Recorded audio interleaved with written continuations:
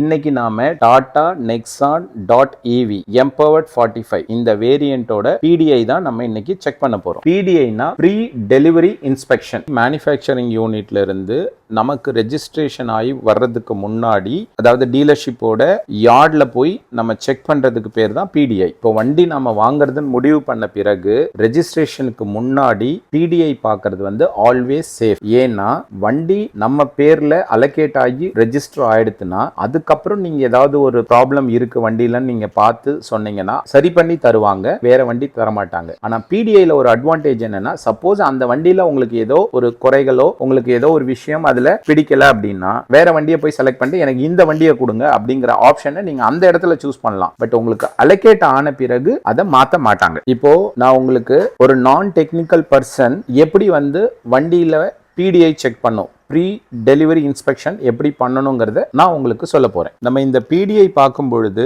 இதுல வந்து ஒரு 3 செக்மெண்டா நம்ம பிரிச்சிடலாம். ஒன்னு வந்து எக்ஸ்டீரியர் இன்ஸ்பெக்ஷன், இன்னொன்னு இன்டீரியர் இன்ஸ்பெக்ஷன், அதுக்கப்புறம் டெக்னிக்கல் ஸ்பெசிஃபிகேஷன்ஸ் இல்ல நம்ம ஃபீச்சர்ஸ். இப்போ நம்ம என்னென்ன ஃபீச்சர்ஸ் வண்டி லோட் ஆகிருக்கணும் அப்படின்னு நம்ம எதிர்பார்த்தோமோ அது எல்லாமே இருக்கா அப்படிங்கறத செக் பண்ணிக்கலாம். இப்போ நம்ம பாடி அண்ட் பெயிண்ட்ல பாத்தீங்கன்னா நம்ம என்ன கலர் கேட்டோமோ அந்த கலர் இருக்கான்னு பாருங்க. அண்ட் இன்னொன்று கலர், நம்ம வந்து பாடி கலர் செக் பண்ணும்போது ஆல்வேஸ் வந்து சன்லைட்டில் செக் பண்ணுறது பெஸ்ட்டு. அப்போ தான் உங்களுக்கு கரெக்டான கலர் இருக்கும். நீங்கள் வந்து இப்போ லைட்டிங் ஆஃப்டர் 6 o'clock லைட்டிங் போனதுக்கப்புறமோ இல்லை நீங்கள் வந்து ஒரு எக்ஸ்டர்னல் லைட்டு டியூப் லைட்ஸ் அந்த மாதிரி லைட்ஸில் நீங்கள் பார்த்தீங்கன்னா உங்களால் கரெக்டான கலரை ஃபீல் பண்ண முடியாது.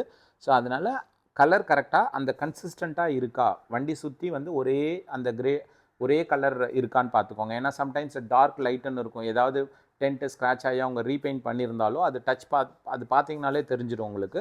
So you can find out. அதனால் நீங்கள் வந்து ஆல்வேஸ் வந்து சன்லைட்டில் கலர் செக் பண்ணுங்கள்.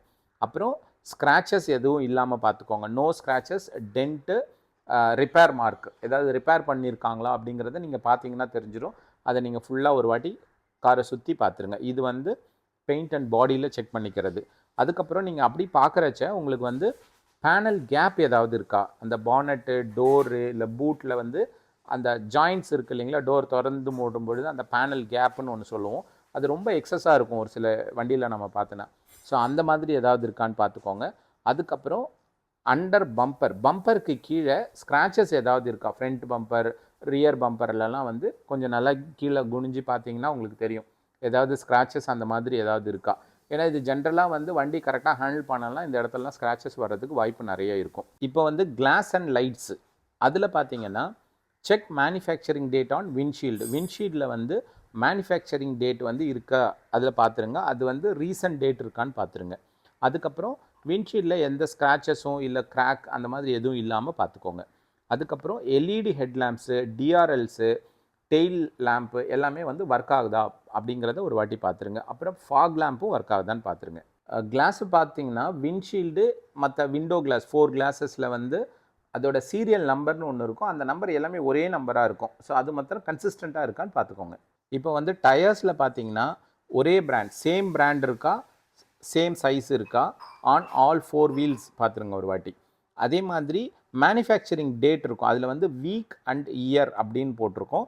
ஸோ வீக் வந்து எந்த வீக்கில் பண்ணியிருக்காங்க, இயரில் எந்த வருஷம் பண்ணியிருக்காங்க. இப்போ ஃபார் எக்ஸாம்பிள் ஜனவரி 4th வீக்னா 04/26 அப்படின்னு இருக்கும். 2026 இயருக்கு வந்து 26ன்னு போட்டுருவாங்க.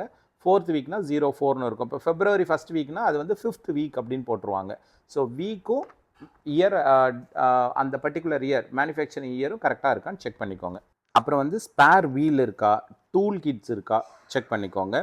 இப்போ வந்து இன்டீரியர் இன்ஸ்பெக்ஷனில் வந்து சீட் அண்ட் டேஷ்போர்டில் பாருங்கள், ஸ்ட்ரெயின்ஸ் இல்லாமல் இருக்கா, ஸ்க்ராச்சஸ் இருக்கா இல்லாமல் இருக்கா.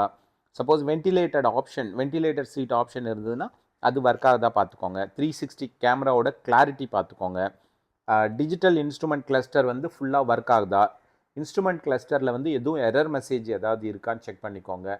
அண்டு முக்கியமாக வந்து கிலோமீட்டர், இப்போ வந்து யார்டில் வரும்பொழுது அது வந்து லெஸ் தேன் 10 கிலோமீட்டர் ஓடி இருக்கும். ஜென்ரலாக வண்டி மேனுஃபேக்சர் பண்ணிவிட்டு அவங்க டெஸ்ட் ட்ரைவ் அந்த மாதிரி ஏதாவது லோக்கலில் பண்ணும்பொழுது அது வந்து ஒரு 5 to 6 கிலோமீட்டர் அந்த ரேஞ்சில் தான் ஓடி இருக்கும்.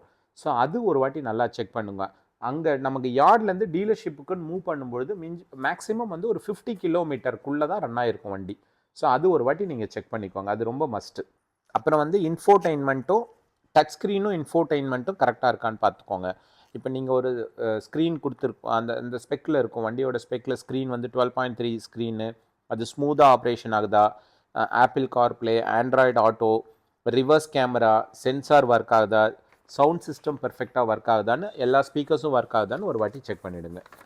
அண்ட் இது போக உங்களுக்கு வந்து நான் நிறைய இன்னும் பாயிண்ட்ஸ் நிறைய இருக்குது. ஸோ அது எல்லாமே உங்களுக்கு ஒரு நீங்கள் வந்து பிடிஐன்னு கமெண்ட் பண்ணிங்கன்னா அதோட செக்லிஸ்ட்டை உங்களுக்கு நான் அனுப்பி வைக்கிறேன், நீங்கள் அங்கே போய் பாருங்கள். அண்டு இதில் வந்து நீங்கள் எல்லாம் வண்டி பார்த்து முடித்த பிறகு ஃபைனலாக வந்து வின் நம்பர் அப்படின்னு, அதாவது இதுதான் வெஹிக்கிளோட சீரியல் நம்பர். ஸோ அந்த நம்பர் வந்து பாடியில் வந்து இருக்கும், வண்டியோட ஃப்ரேமில் வந்து இருக்கும். அதை நீங்கள் ஒரு ஃபோட்டோ எடுத்து வச்சுக்கோங்க. அதே மாதிரி சைடு ஸ்டிக்கரில் இருக்கும். So that is the win number. So அந்த வண்டி நீங்கள் ஃபோட்டோ எடுத்து வச்சுக்கிட்டிங்கன்னா உங்களுக்கு வண்டி டெலிவரிக்கு முன்னாடி அந்த வண்டி தான் நீங்கள் பார்த்த வண்டி தான், பிடிஐ பண்ண வண்டி தான் உங்களுக்கு வந்திருக்காங்கிறத நீங்கள் இந்த சீரியல் நம்பரை வச்சு கண்டுபிடிச்சிடலாம். ஸோ இதை ஒன்ஸ் நீங்கள் பார்த்துட்டு இதை பிடிஐ செக் பண்ணிவிட்டு நீங்கள் அதோட வின் நம்பர் நோட் பண்ணி வந்துட்டிங்கன்னா அவங்க வந்து டெலிவரி அப்போது அதே வெஹிக்கிளை தான் உங்களுக்கு கொடுப்பாங்க. ஸோ அதனால் அதில் எந்த கன்ஃபியூஷனும் இல்லாமல் நீங்கள் பார்த்துக்கோங்க. நீங்கள் வந்து வண்டி புக் பண்ணிவிட்டு பேமெண்ட், ஃபுல் பேமெண்ட் பண்ணுறதுக்கு முன்னாடி பிடிஐ பார்க்குறது தான் ஆல்வேஸ் சேஃபு. ஸோ அதனால் before paying full amount PTI வந்து பிஃபோர் ரெஜிஸ்ட்ரேஷன் பார்த்துருங்க. அதுக்கப்புறம் பிடிஐ பார்க்கும்பொழுது நான் சொன்ன மாதிரி டே லைட்டில் பாருங்கள், சன்லைட்டில் டே லைட்டில் பாருங்கள். Don't rush because of delivery date pressure. Delivery date வந்து எனக்கு குயிக்காக வேணுங்கிறதுனால ரொம்ப ப்ரெஷர் பண்ண வேண்டாம். இதை முன்னாடி நீங்கள் கரெக்டாக செக் பண்ணிவிட்டு அதுக்கப்புறம் அடுத்த ஸ்டெப் போங்க.